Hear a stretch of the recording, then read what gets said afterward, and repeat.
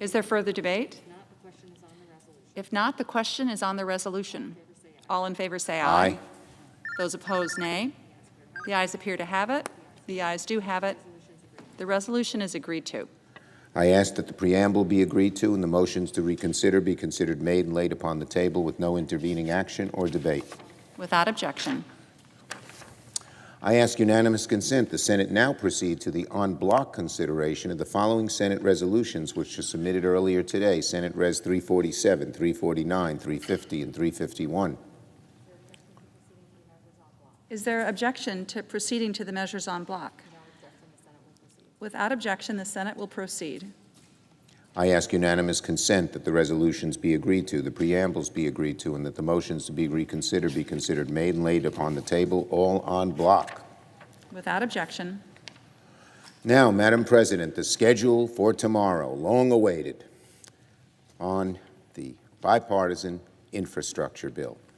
I ask unanimous consent that when the Senate completes its business today, it adjourn until 9:30 a.m. Tuesday, August 10th, that following the prayer and pledge, the morning hour be deemed expired, the journal of proceedings be approved to date, the time for the two leaders be reserved for their use later in the day, and morning business be closed, that upon the conclusion of morning business, the Senate resume consideration of H.R. 3684, finally, and finally is the right word, that all post-closure time and H.R. 3684 expire at 11 a.m. on Tuesday, August the 10th.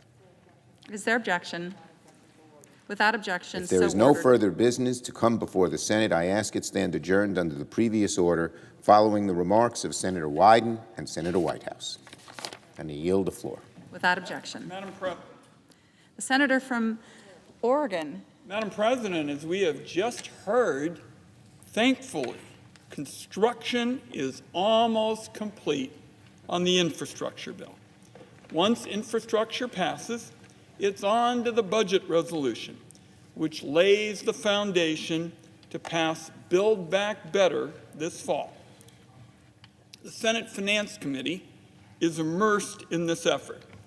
For several months, we've been working with members of the committee on a host of proposals that are included in the resolution.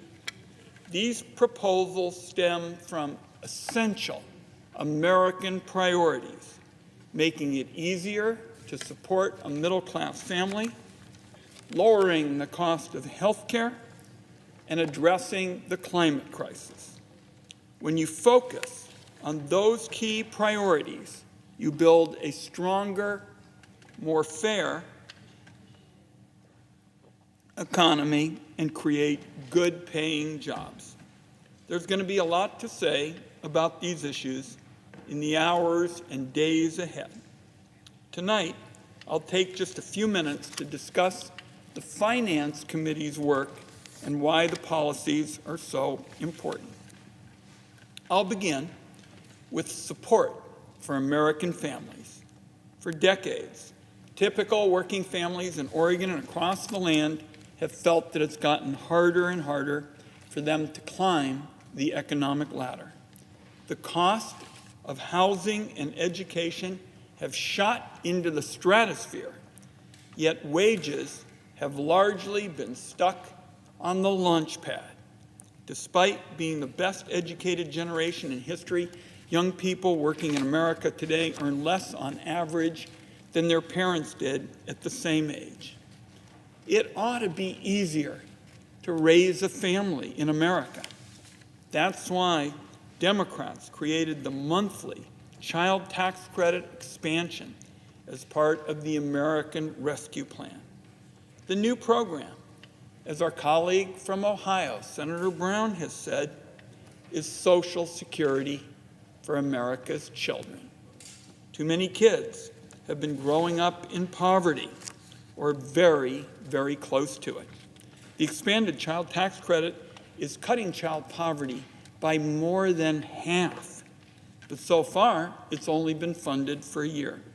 With this resolution, Democrats are going to lock in the longest extension possible.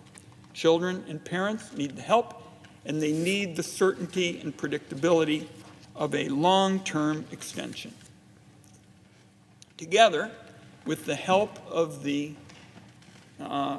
Help Committee, the Finance Committee is also leading the way for a comprehensive national paid leave program. This sort of program is long overdue, and there will be a special focus on our efforts, the Help Committee and the Finance Committee, on making sure that it's equitable so that workers of modest incomes can afford to take paid leave too. Now, every family in America needs reliable income and a roof over their heads. Tragically, affordable housing is in short supply, and as the pandemic proved, it takes just one big economic jolt to put millions and millions of Americans out of work. As part of this resolution, the Finance Committee is working on financial support for America's renters, as well as funding for new affordable housing. The challenge of affordable housing is no longer just an issue for a handful of big cities. It is a nationwide concern that needs creative, big solutions. The Finance Committee is also zeroing in on worker training and making America's unemployment insurance more reliable and resilient for those in America who are laid off through no fault of their own. Having enough affordable housing, job training, and support for those workers is an economic win-win. Good for families, good for businesses who rely on the strength of the American workforce. I'm going to turn now to health care. Democrats have promised to allow Medicare to negotiate a fair price with Big Pharma.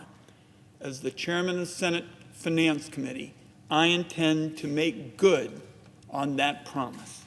Americans have been getting clobbered at the pharmacy window because Big Pharma holds all the power over drug costs. With the help of Republicans, Big Pharma's now engaged in classic hostage-taking. They say, we decide the prices you pay, or the pipeline for innovation gets shut down. That is just not a reasonable proposition. Big Pharma doesn't need to treat Medicare and American taxpayers like their own private ATM. And we don't need that in order to develop the next blockbuster drug. We also intend to build on the bipartisan work the Finance Committee has already done in the last Congress, fighting back against drug company price gouging, strengthening the Medicare prescription drug benefit, protecting seniors with an out-of-pocket maximum for their medications. Life-saving medications, Madam President, shouldn't be sending anybody in America into bankruptcy. We're also going to be updating the Medicare guarantee for the modern era. The Finance Committee has already put a lot of work into updating the program, particularly to helping seniors with chronic conditions. That now makes up the bulk of the program: cancer, diabetes, heart disease, strokes, COPD. We've made a lot of headway there. The next update is giving seniors access to a dental, vision, and hearing benefit, because those also are crucial to the health of America's elderly. Back in the days, Madam President, when I was the co-director of the Oregon Gray Panthers, we said Medicare was just half a loaf. It didn't address those concerns. Now we've got the opportunity to make sure those essential benefits are available for seniors. Now, President Biden has called for a major investment in home and community-based care, and this is another priority for the Senate Finance Committee. We've been led in this effort by our colleague from Pennsylvania, Senator Casey, and I have been pleased to assist him with that effort, and I believe the distinguished Senate Majority Leader has a question that he would like to pose. I would just ask the gentleman to yield for 30 Of seconds course. so I might inform the members. Oh, so I've been getting questions. After we finish on the bipartisan infrastructure bill, we will move immediately to proceed to the budget resolution with reconciliation instructions and expect to move to vote-a-rama shortly thereafter. I yield the floor. I thank my colleague for that timely information. Madam President, as I was saying, The Better Care, Better Jobs Act, led by Senator Casey, really fulfills another dream that goes back to those Gray Panther days. We know that America's most vulnerable would always prefer to get quality care at home where they can be with loved ones. And yet this country really hasn't fulfilled that dream.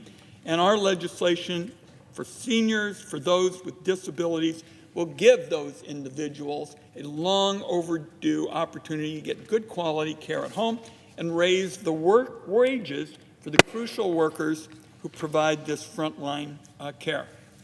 In this resolution, Democrats will also push to expand on the success of the Affordable Care Act. Already this year, the Congress expanded middle-class tax credits for health insurance on a temporary basis. We wish to make that permanent. Finally, more than a decade after the Affordable Care Act became law, there are still holdout governors who've chosen to deprive vulnerable people in their states of access to Medicaid. Finance Committee Democrats are leading the effort to close that coverage gap.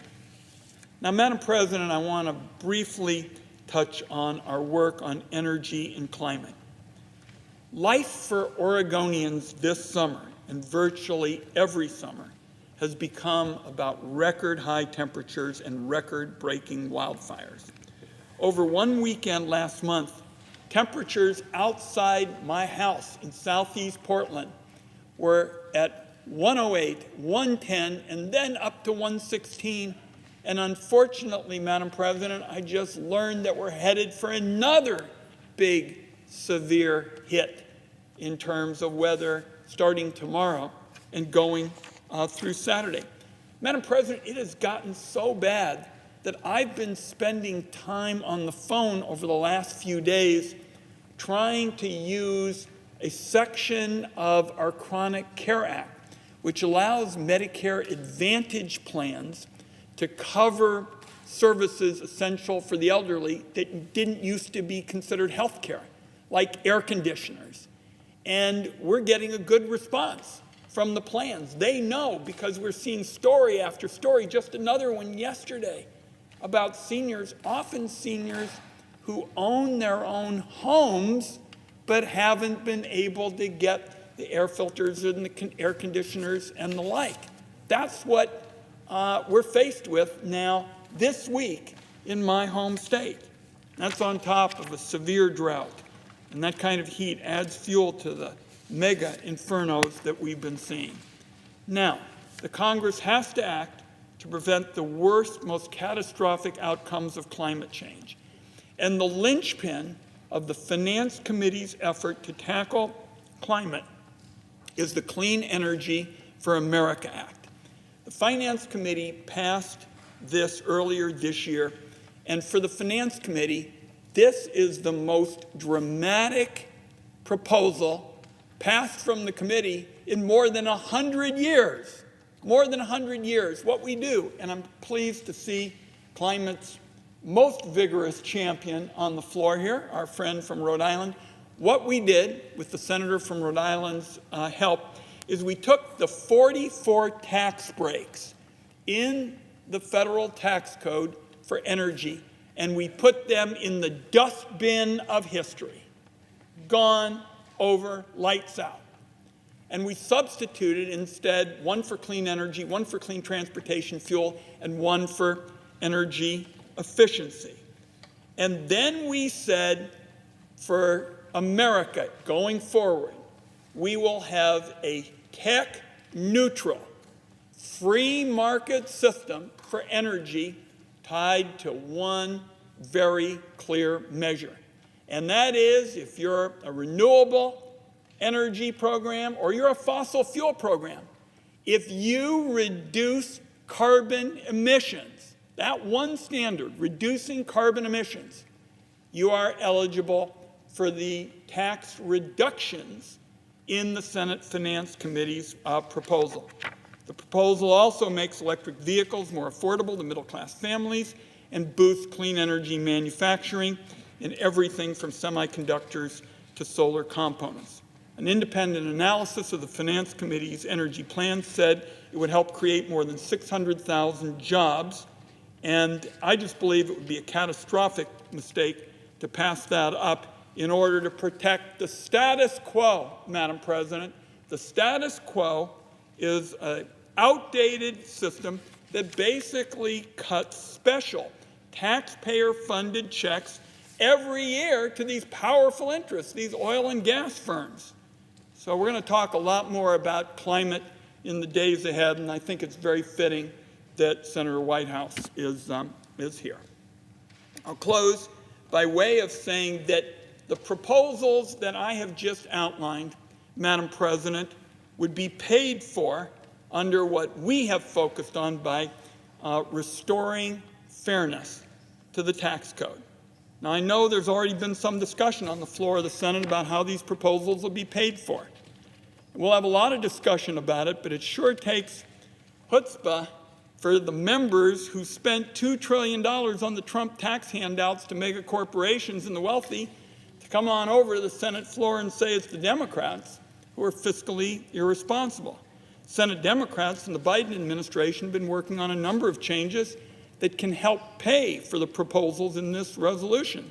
That includes making sure mega corporations who are paying less today than they have in decades are required to pay a fair share.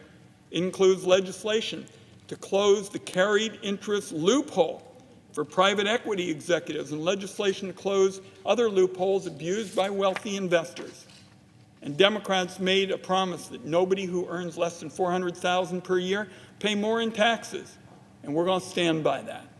In fact, the expanded child tax credit is the largest tax cut for working class and middle class families in decades, and we have proposed as well to cut taxes for Main Street small businesses from one end of the country to another.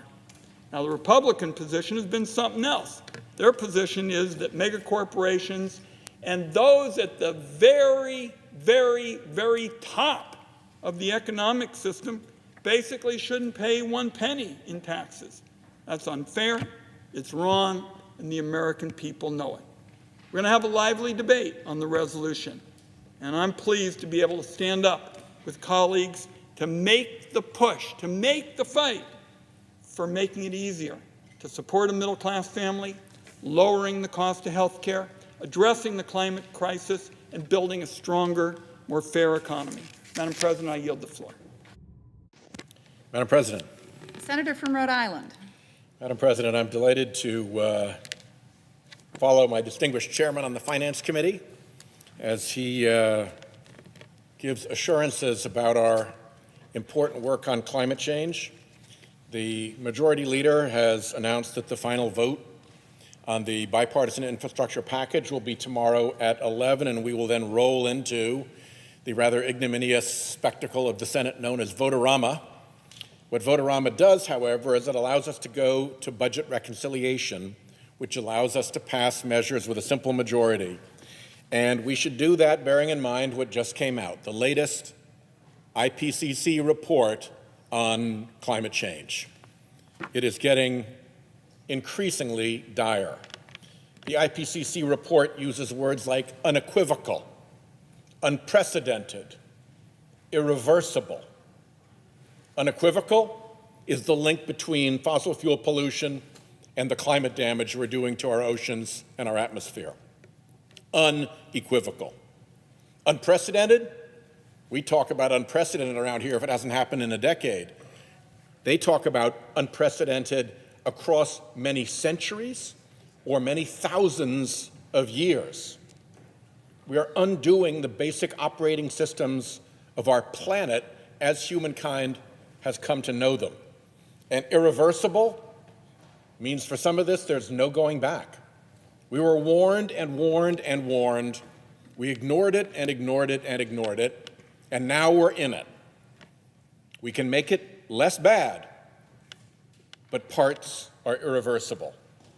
As one United Nations spokesman said, this is red alert for humanity. And it doesn't take the IPCC or the UN or the universities in our home states or our environmental community to tell us this. All we have to do is look around. Look at the wildfires that are tearing through the West. Senator Padilla was here earlier today talking about what's going on in California. Here's a report from California from the head of the Plumas National Forest, its supervisor. We're seeing truly frightening fire behavior. I don't know how to overstate that. We have a lot of veteran firefighters who've served for 20, 30 years and have never seen behavior like this, especially day after day, and the conditions we're in. So we really are in uncharted territory around some of these extreme large fires and the behavior we're seeing. That's the report from the front of the wildfires, but we're not just in uncharted territory with wildfires, we're in uncharted territory with respect to flooding. Here's what we're predicting in Rhode Island. Right now, this is the northern part of my state. Everything you see here that's this bright blue color, that's land right now. People live there. People have businesses there. People have recreation there. There are things that people do that are part of their lives there, and it all disappears under current predictions of sea level rise. It disappears. This is a place called Warwick Neck. It becomes Warwick Neck Island. This is a place called Papasquash Point. It becomes two little islands off of Bristol. And Bristol becomes its own island. And Barrington gains sort of the Barrington Great Salt Lake in the middle of it, and now you have an island along what is now Barrington's southern coast. We stop being Rhode Island, and we become the Rhode Island archipelago. That is a big change, and if I can stop it, I am going to. Drought. You've seen the pictures of the Western lakes at all-time lows, and the dependence of those Western states on water is acute. The hurricane cycle, we're already getting warnings about how serious the coming hurricane season is going to be, and if you step down to God's creatures, you got manatees that are dying in unprecedented numbers in Florida. Off the northwest coast in the Pacific Ocean, you've got the humble pteropod, a tiny, small oceanic snail that just happens to be a big part of the bottom of the ocean food chain, and half of the pteropods sampled have severe shell damage because of ocean acidification, which is happening because the ocean absorbs the carbon dioxide and it turns it acidic when it happens. I've proven that little experiment from this desk early in the morning once. Our Atlantic fisheries are all in flux, all moving. Our Connecticut and Rhode Island and southern Massachusetts lobster fisheries pretty much collapsed. Species that farmers didn't used to see are now turning up in our waters. There were these horrible stories about the heat that Chairman Wyden spoke about. Small birds got so disoriented in the heat as fledglings that they jumped out of their nests to get away, and then, of course, become prey and incapable of getting back to their nests on the ground. And bird generally and insect populations generally are crashing. We think about this very often in terms of looking back at what we've been through. And we're told over and over again, and we know from our own experience, that this past year has been the worst in the last 10 years or the last 20 years across all of these measures. But I want you to think about this. Yes, it's been the worst year in the last 10 or 20 years, but here's what else we know, and here's what the IPCC report warns us. It's the best year of the next 10 or 20. This is getting worse. Period, end of story. We can slow down it getting worse, and we can slowly turn it around. But the disasters we're seeing now are child's play compared to what is coming. So action is now necessary, and thankfully, our timing is such that we have a reconciliation measure starting tomorrow that gives us the tools to take action. We have to do this now, And unfortunately, we have to do this alone. There are three sad facts about our predicament. One is, we can't count on Republicans. If we lose the House next year, as people are predicting, to gerrymandered states, we're done on getting serious about climate.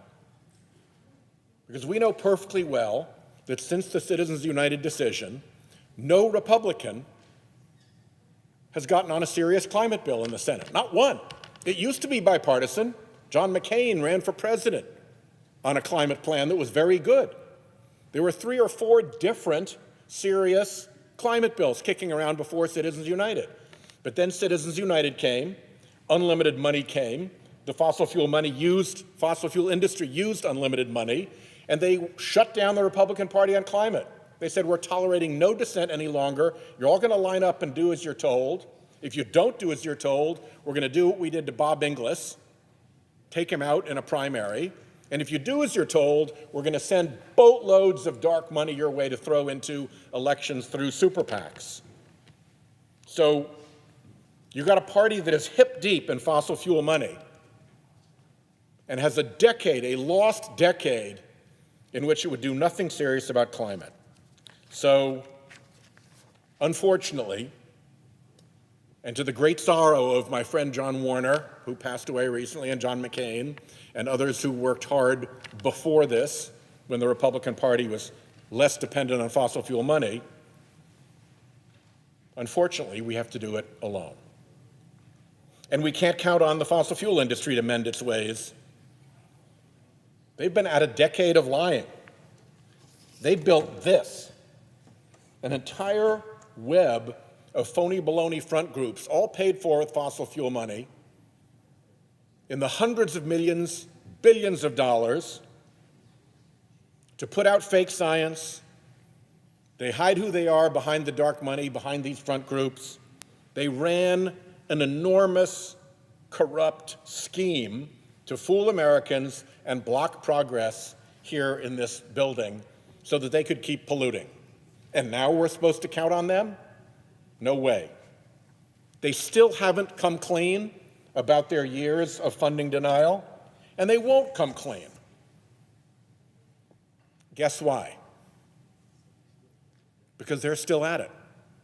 Their CEOs will say one thing at a press conference, but this machine of disinformation and obstruction, this machine is still funded and it is still rolling. So you can't count on the fossil fuel industry to change its ways. And third, unfortunately, and I really hate to say this, you can't count on corporate America. They're full of great statements. CEOs go to the Business Roundtable, and they go to the Climate Leadership Council, and they go to C2ES, and they join Ceres, and they talk about their support for climate and how it's urgent and how they support carbon pricing.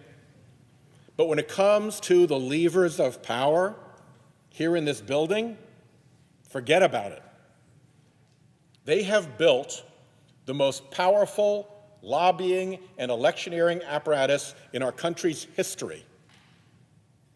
Trade association after trade association, business group after business group, not one has been switched on to do anything about climate. And by the way, when it's a CEO giving a press conference in New York, but that trade association is saying nothing or don't do it, guess who people listen to here in Washington? They listen to that trade association. They know what greenwashing is, and they know when corporate America is serious. And at this moment, no major trade association is taking any interest in climate action. The Chamber of Commerce, nothing. They're embroiled in a long conversation with members of theirs who are fed up with their climate denial, but they've done nothing. The National Association of Manufacturers, also nothing. They were recently the 2 worst climate obstructors in America. Have they changed their direction? No. Now they're just climate obstruction light. Climate obstruction 2.0. Look at API, the American Petroleum Institute. This one's pretty funny. They come out and they say they support carbon pricing. They're going to support putting a cost on pollution, on the greenhouse gas. And then we come out of the Budget Committee and we announce, as Leader Schumer did, we announce that we're going to actually price methane, another greenhouse gas, an even more potent greenhouse gas, and actually kind of a dangerous one. So, suddenly it looks real. Somebody might actually price methane. And what did API do? Came out against it. Now you tell me how you can be for pricing a milder greenhouse gas in order to help address climate change, but against pricing an even more toxic chemical to help solve climate change. It makes no sense. The only way you can reconcile those two things is with the statement of the Exxon lobbyist that the only reason the industry is talking about carbon pricing is because it doesn't think it's going to happen. It's another fake. It's another scheme. It's another denial and obstruction, in this case, probably 5.0. The American Bankers Association, you read from central banks around the country warnings about the economic crash that's going to happen if we don't get ahead of the climate problem. Those are the central bank's warnings. What does the American Bankers Association have to say to us? Nothing. Insurance companies are screaming about the risks that they're facing now from worse hurricanes, worse flooding, worse droughts, worse wildfires, claims going up, difficulty anticipating what risks are, hard to price insurance, and yet where's the American Insurance Association? Silent. Freddie Mac has warned us that there's going to be a coastal property values crash as those sea levels rise, and as you can predict that that home is going to be literally underwater in the 30-year mortgage period, not just figuratively underwater.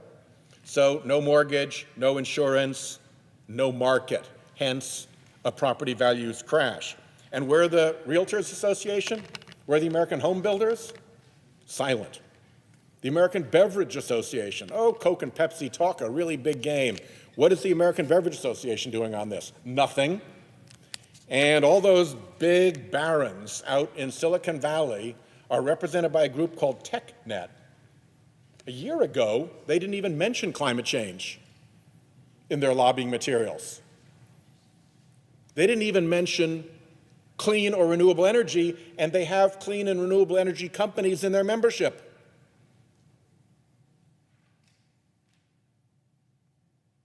So we cannot count on corporate America to take climate change seriously here, where a solution is needed. So this is on us. And I will tell you, I intend to meet the moment.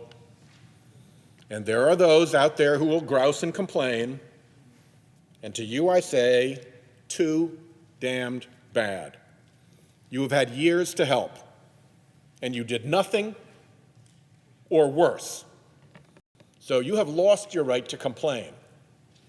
But under pressure of the facts and the realities of what is going on around us, under pressure of the warnings about this being irreversible, unequivocal, and unprecedented, we're going to act. We're going to act. And I don't want to hear your complaining, because you had a decade to come in and try to do something about this. And you shirked your responsibilities for a decade. You funded trade associations that were doing nothing. You funded these creepy front groups that were attacking us on climate change. So you lost your right to complain. And in the next 6 or 7 or 8 weeks, as we go through building this reconciliation instruction, we aren't just going to address climate change. We're not just going to do more than has ever been done before. We're going to get on a safe pathway for this country and for the planet. Because I will tell you, more than we have ever done before on climate is a pathetically low bar. Because for a decade, thanks to the fossil fuel industry and its web of denial and its control over the Republican Party, we have done nothing on climate. So we've got a lot of catching up to do. Reconciliation gives us the chance to do it. I pray to God that we meet the moment, and I yield the floor.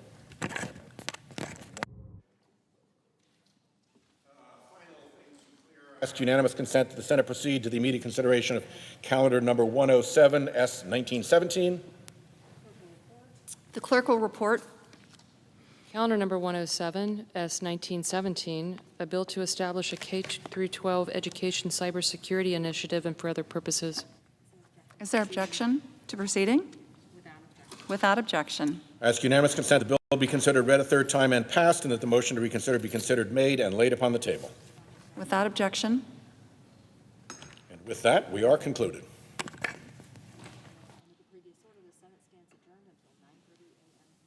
Under the previous order, the Senate stands adjourned until 9:30 a.m. tomorrow.